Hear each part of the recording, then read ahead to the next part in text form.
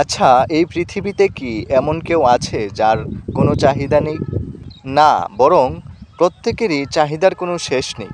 দুনিয়া এবং আখিরাত উভয় জাহানের পূর্ণ সফলতার জন্য আমাদের অনেক চাহিদা রয়েছে।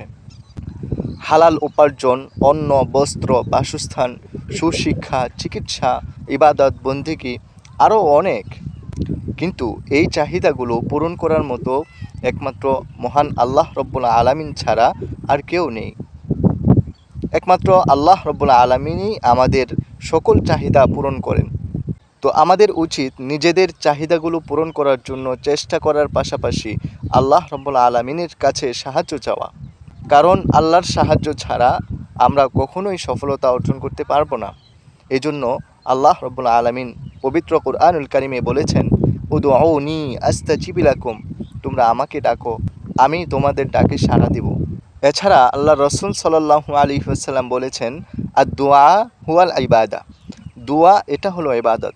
আল্লাহর কাছে চাওয়া, আল্লাহর কাছে নিজেকে ছোট করা, আল্লাহর কাছে নিজেকে সোপর্দ করা, আল্লাহর কাছে নিজের কমজোরি পেশ করা, এটাই ইবাদত। আর সেই জন্যই আল্লাহ তাআলা আমাদেরকে সৃষ্টি করেছেন।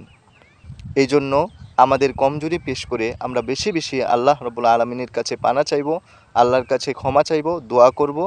মহান আল্লাহ রব্বুল আলামিন যেন আমাদেরকে দিনের সহি পথে রাখেন এবং দুনিয়া ও আখিরাতের পূর্ণ সফলতা, কামিয়াবি দান করেন।